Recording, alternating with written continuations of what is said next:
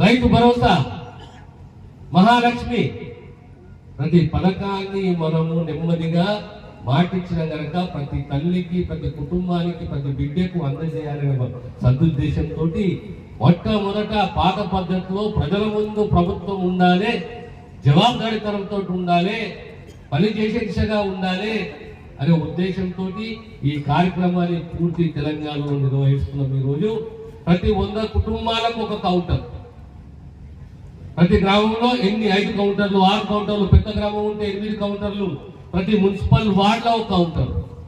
ఈనాడు సుమారు మన సంగారెడ్డి జిల్లాలో 1,00,000 దరఖాస్తులు ప్రభుత్వ యంత్రాంగం స్వీకరించిన ప్రజల దగ్గరికి. ఇంకా ఈరోజు 2వ తేదీ, 6వ తేదీ వరకు ఈ కార్యక్రమం కొనసాగుతుంది. ఒకవేళ గ్రామాలలో మాకు దరఖాస్తు రాలేదు, మాకు దరఖాస్తు స్వీకరించలేదు